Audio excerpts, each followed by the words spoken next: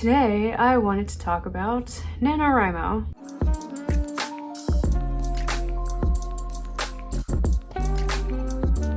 So if you are new to my channel, my name is April and I have self-published a young adult trilogy and I have self-published some short smutty stories.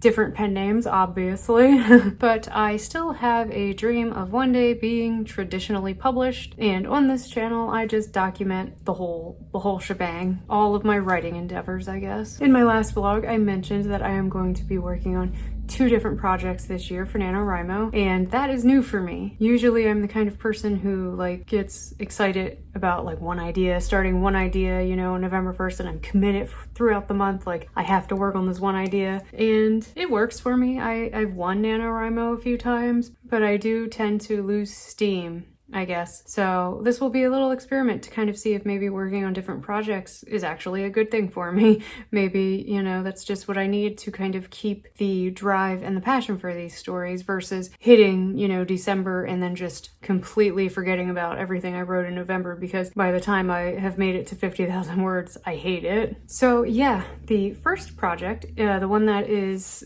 taking priority for November, is Pine Hollow Book 1, The Reboot. I'm pretty sure it was October of last year when I wrote the original version of this story. It's an erotic romance, and my friend Dolores has coined a term for it, cozy werewolf smut, because it's in this story, werewolves are a thing, but they're kind of just trying to live their lives in peace the way humans do. There's no super big subplots about them being werewolves and having to fight other werewolves or vampires or other kind of supernatural entities. There's no werewolf hunters. It's not that kind of story. There's no drama involving man versus monster, monster versus monster. They just want to live. And they just want to find love, because in this story, werewolves all have mates. So, mates are a very big thing to werewolves in this universe. So the basic story for Pine Hollow Book 1, which obviously is a working title. There is Poppy. She is a young woman. She comes to the small town of Pine Hollow, and in the original she came to Pine Hollow because she inherited a house from her grandmother who had become really distant, and so she didn't see her often. She didn't expect to get the house, and she got the house. That was in the original story, and really Poppy just wants to kind of have this fresh start because she just got out of a bad relationship. So she comes to this small town to almost reinvent herself and find herself and just start taking care of herself versus the man that she was with before the story started. And while there, she meets Jackson. He's my second main character, and he is the local handyman. He's also very attractive and very charming, and he happens to be a werewolf. But this story had 4 drafts, and I even sent it out to beta readers, but it just was not working. At least aspects of it were not working. Through some reflection and a little beating myself up, I realized that this story was not where I needed it to be. I am an overwriter, and I had overwritten the crap out of this story. It was much longer than what I wanted it to be. And really, the biggest issue is that, when I was getting feedback from my betas, I discovered that I had done a terrible job of setting up their expectations for what they were going to get in the story. So I wanted to completely overhaul the story and reboot it and just work better to make it the story I wanted it to be from the beginning before it I lost control of it. So it is mostly staying the same. So Poppy still comes to the small town of Pine Hollow, and she still, gets a little house there, but it's not from her grandmother. I realized that in the original version of this story, it kind of set up this expectation that Poppy's grandmother would play a much bigger role, and really she was just fodder.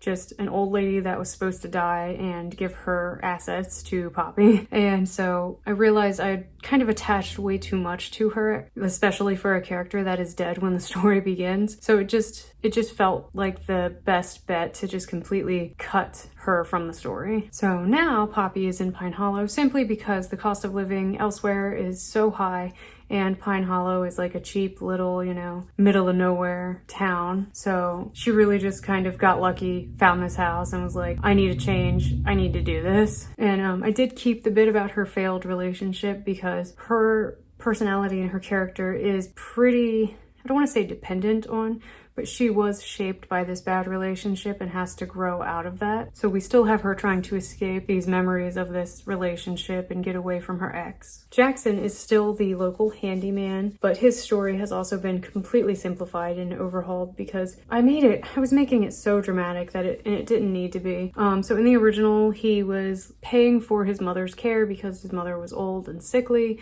and he had a lot of money issues. And I don't think I fully realized on the page his story and his arc because it was just too much. It was not what I wanted to write. It was not a part of the original plan, which was Poppy and Jackson meet, they fall in love, they have a lot of hot sex, happy ending, you know?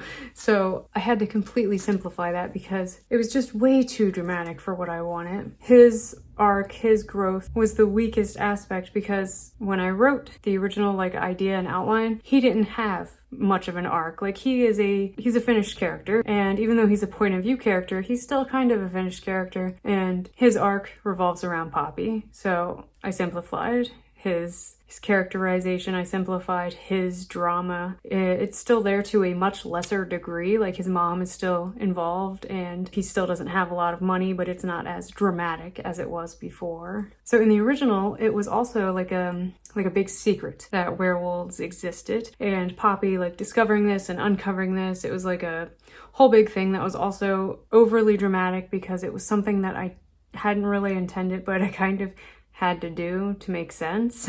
So it added unnecessary drama and way too many words, that weren't needed. So I decided now that werewolves are just a thing. These werewolves just live out in the open and they're distinguishable from humans. If you know what you're looking at, you can tell if someone is a werewolf. I guess I kind of took inspiration from the Sookie Stackhouse books by Charlaine Harris, where vampires just existed. Everyone knew that vampires existed, and vampires even had groupies or whatever. I haven't read those books in a long, long time. I think in the books it might even refer to vampires as having come out of the coffin at some point. Like I said, it's been a million years since I read those books, and I never finished them. I think I've read up to book 6 or 7. So that's the story. Girl moves to small town. She's nervous because it's heavily populated by werewolves and she's kind of afraid of werewolves. And where she lived before, it was just a bigger city and she felt like she wasn't running into them as much as she is in Pine Hollow. But she meets Jackson, who's very obviously a werewolf, but he's also super hot and they have this unreal chemistry that she can't deny. Because, like I mentioned, mates are a big thing. So Poppy is actually Jackson's mate, spoiler alert. So that's why their chemistry and their tension is so high. And basically she just has to kind of get over her personal hang-ups in relationships and with her insecurities and let Jackson in, so to speak. And yeah, simple enough. Not a lot of working parts to that story. Now, the biggest thing when I say I didn't set up reader expectations well is because a lot of my readers were expecting a lot more from the plot and the subplots and everything, and it's because I didn't make it obvious, I guess, what genre this was going to be in. So this is a short erotic romance. I am aiming for 25 to 30,000 words. I will probably write over that. There's not a lot that goes on in short erotic romances, externally at least, because it's all about the characters interacting and flirting and realizing their feelings for one another, whether it's strictly lust or it's love at first sight or it's lust that turns into love. It's all about the connection between two characters. Authors that I enjoy reading in this genre are, Shaw Hart, Olivia T. Turner, Cameron Hart, Tessa Klein is another one. It's short stories that are meant for people that don't really have a lot of time to read, but still like reading. They still want to read spicy romances. They just don't have the time or energy to get invested in a novel that's 90 to 120,000 words long. I don't know. I like the genre. Short reads are good, especially once you hit a certain age. If you have ADHD, it's you beat yourself up for not reading, but it's easy to read shorter reads and you don't have to commit as much time to them. It's just easier. So that's why I like reading it, and I like writing it because it takes me back to my fanfiction roots. But that's why I am working on 2 projects this year, because let's say I am able to get 35,000 words in this story, because again, while I'm aiming for 25 to 30, I'm an overwriter, so we'll say 35,000 words. I end up being around that general area for this story. I'm not winning NaNoWriMo with 35,000 words, so I needed a second story to work on. And And this second project is a lot bigger and it's a lot more, what am I trying to say? It's going to take a lot more effort and energy from me because it is such a bigger story and on a more epic scale even, you could say. Around 2014, I finished my first serious novel. I have been writing for as long as I can remember, being in like 6th grade and writing stories and then passing like my notebook off to my friend and she would pass her notebook off to me and we would read each other's stories, you know. So I've been writing a long time, but for the most part it was like silly little stories for me or fan fiction, you know. So I've been writing a long time, but it wasn't until like 2014 that I had a story that I thought was going to be my big debut story. I loved this story. It was the first time I sat down and thought, I want to write a story just like, you know, I think Divergent was like a book I had read around that time, I think. And I thought, I want to write a story just like that. I want to get a movie deal just like that. I have such a great idea. I want to share it with the world.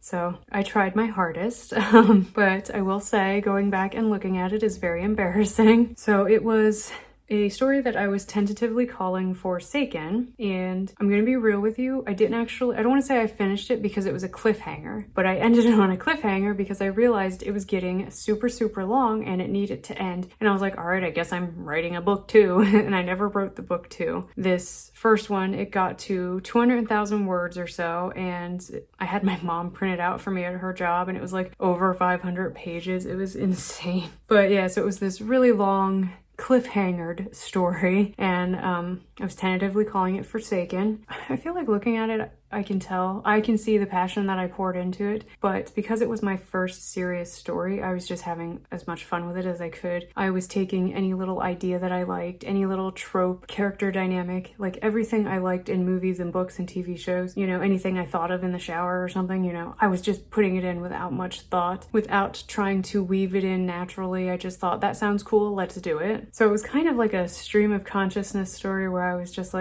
rambling. Just cool things, rambling, my characters are rambling, like I just had so much fun with it. And when I was done, I was exhausted, but also I was like, I reread it and I was like, this is not the story I intended to write. I am not getting a movie deal with this. So what was it about? It was about a society of vampire hunters, and my main character discovered that she was like a chosen one. It was believed that she was like the key to ending the vampire threat. And originally she grew up like in an adopted family. She knew nothing about vampires or vampire hunters. Like she was completely like new to this world. Kind of like, I guess, the readers were supposed to be. I think she was supposed to be like my vessel to introduce readers into this world. And the story was like her being thrust into this new world and the exploration of this new world of like, you know, training to hunt and kill vampires, meeting like her hunting partner, getting to know all the other hunters. And along the way, you know, she was like falling in love with her partner, but also uncovering like the truth about her past and like the secrets that the hunters, like the council, were keeping from her. You know, I did genuinely love the story. I still do. It's just, I can admit it was really corny, but I have decided that I really want to rework this. I really want to just turn it into, or I guess keep it, the passion project that it was. So like I said, it ended on a cliffhanger. I had a lot more that I had planned. So I took what I remembered from it because this was very near and dear to me, so I didn't really forget a lot. And at first I did like a simple like plot outline for a trilogy, you know, separating it where I thought, you know, would be the best. And even though I have like changed a lot, I've also kept a lot the same because I did like all of the things I was putting into it. The major difference is that my character, her name is Pen, she isn't adopted. She isn't new to this world anymore. She has grown up in this world. She has grown up knowing about vampires, knowing that it's going to be like a duty to fight these vampires. And the story is going to open on like the day of these trials to find her hunting partner, because it's kind of, I imagine it's like in Pacific Rim when Raleigh has to fight all the candidates to determine who would be like the best drift partner. And him and Mako have that really awesome like sparring scene scene. That's definitely an inspiration for my opening scene. So she is still going to be like thrust into the world of vampire hunting because she's not an official hunter yet at the start of the story. She's like working up to it. So there's still a little bit of like the new world in terms of like beats and stuff. So she isn't quite unfamiliar with everything like in the original. And there is still like a lot for her to uncover about her own past and about what she is and who she can trust. And there's still gonna be romance because that's my favorite thing to write. But I think it may end up being like a poly romance because the original story had more of a love triangle, but I hate love triangles. I hate them so much,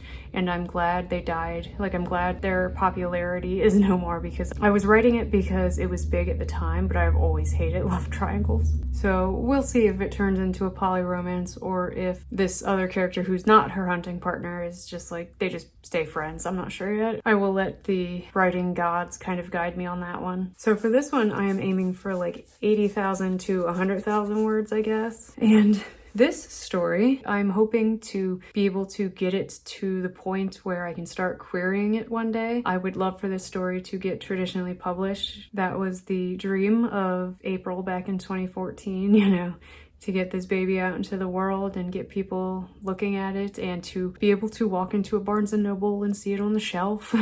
So I'm definitely not finishing this book in November. It's just going to be what I use to supplement my word count and get to 50,000 words. So yeah, this is like nothing new to people who already have worked on multiple projects for any Nano event, but it's just not something that I've ever done. So I'm looking forward to it. I'm kind of excited because I do tend every NaNoWriMo to start something, and for the first week and a half, I'm super pumped about it and I'm blowing through the word counts and I'm doing great. But then like halfway through the month, I'm just like not feeling it anymore. But because it's NaNoWriMo, you have that time crunch, so you don't have time to kind of like stop and reevaluate or stop and re-outline. You kind of just have to write through it, and I get really burnt out. Even though I love NaNoWriMo, I get really burnt out when I'm forcing myself to finish the same story. And writing has just been going really well for me lately, and I just feel really good about it. And I think it was a good thing for me to admit to myself that while erotic romance is my favorite thing to write because it, like I said, it brings me back to my fan fiction days, there's still a big part of me that loves writing young adult stories and wants to be included in the ranks of the greats. So I'm happy to have found this headspace where I know I can work on my erotic romance and still have my young adult stuff on the back burner, just kind of simmering a little bit. But yeah, that's gonna be it for this video. It was just a little talky video to tell you guys about my projects. I thought I still had the notebook that I originally used while I was plotting and brainstorming for the original Forsaken back in 2014. I can't see that why I would have thrown it away, so I think I just haven't found it because I was gonna dig it out and show it to you guys, but I just haven't found it yet because I think it's in, I thought it was in that thing there, but I went through it this morning and I couldn't find it. So it must be like in my closet somewhere. So yeah, I am excited. I am ready to get started. I have both of those stories already outlined basically. Not even just chapter by chapter, I have them outlined scene by scene. So I'm feeling really confident going into November. And the story I'm working on now, pretty sure I'll be finished by the end of October. So I will be ready to, on day one, just jump right in. So I'm excited. So yeah, are you guys doing NaNoWriMo? Let me know down below what your story is about, or if you are working on multiple projects, if you're actually going to be like revising something this year. Just let me know. I love NaNoWriMo. One day I hope I can maybe like, you know, when I'm in a better headspace, you know, and settled in my house, I'm hoping to maybe meet people in real life that do NaNoWriMo. I could potentially attend some live write-ins or even host my own. I don't know, host a NaNoWriMo writing retreat. That would be really cool. But I just love this time of year, you know, Halloween, NaNoWriMo, and then Christmas. It's like the most wonderful time of the year for me. So yeah, like, comment, and subscribe, all that fun stuff down below. And I will probably post a vlog between now and November 1st to talk about the story I'm currently working on. But this was just, like I said, I just wanted to share what I'm working on because I'm really excited and I love these two stories already. Thank you so much for watching, and I will see you in my next video.